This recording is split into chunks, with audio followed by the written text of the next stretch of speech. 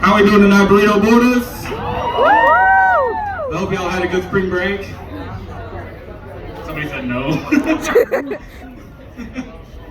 I had a pretty good spring break. My friend was going on a cruise for spring break, and he invited me. He told me that I wouldn't even have to pay, you know, he was making it all glamorous. So you already know what I told him, right?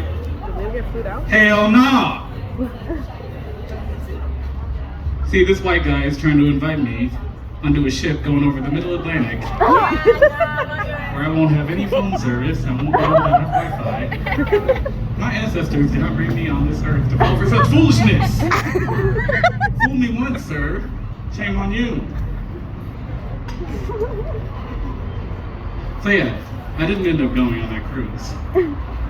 But that's the thing, like, I know that everybody's thinking that sounds kind of paranoid, right? But you gotta understand, this is how we're raised. You know, we're raised to think this way. We're raised to be paranoid like this. And you don't even realize it half the time. Whenever I was in 6th grade, me and 2 of my white friends just had to skip school, because, you know, we're little badasses, we're little delinquents, right? And we're walking around the neighborhood, going to like the local Circle K, we're going to the Blockbuster. If you don't know what Blockbuster, it's the thing that existed before Netflix. You actually had to go into a place and physically get movies. Like, you know, you just can't get it on a website now, or an app. But you know, we're walking around the neighborhood, and as we're walking down the sidewalk, we see this cop come up with his lights on, and we didn't realize it at the time, but he was actually just pulling it over a car. But initially we're starting to freak out because we think that he's coming for us, you know? He's gonna be like, why aren't you all in school? But I realized we were freaking out about different things. Because my 2 friends are going, oh God, it's a fucking cop. You think he's gonna tell our parents? And I'm thinking, I'm going to fucking jail. Damn. Like, shit. And now that I've grown up and become an adult, I actually realized that jail was actually the best case scenario for me. Oh. Don't worry, I promise this isn't just all dark jokes, but like it's gonna lighten up a bit. But it's a good crowd tonight. I've actually got some friends in the crowd tonight. Woo!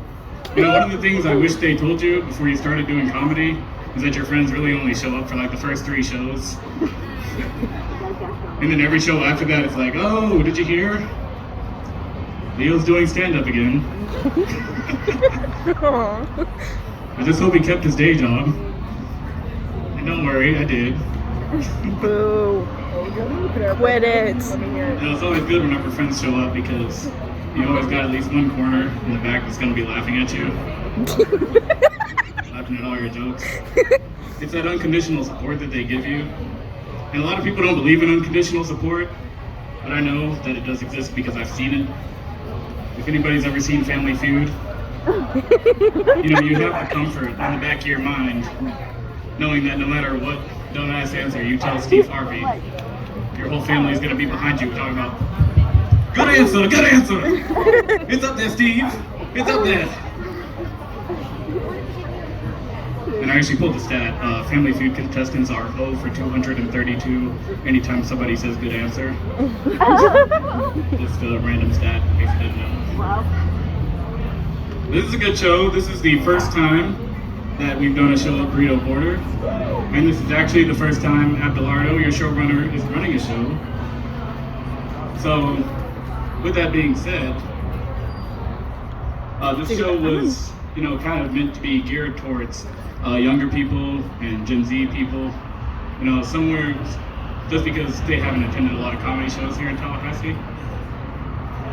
And so with the spirit of that, as somebody who recently got yeeted off their parents' health insurance, I would just like to leave y'all with this. So, just remember to keep your youth, you know, just remember to enjoy this while it lasts. You know, I've got the first tattoos I ever got. It's 2 quotes span across my biceps. Whatever. It says reality is for the wrong and dreams are for the real. Which means a lot to me because that means like you're not letting reality get in the way of your goals and you're not letting it tell you what you can realistically do or not, that you always want to be working towards a dream. And then I became a manager at Panera Bread. So just, reality ain't so wrong when you got bills to pay, you know? And with that said, I will pass it along to your two features and your headliner.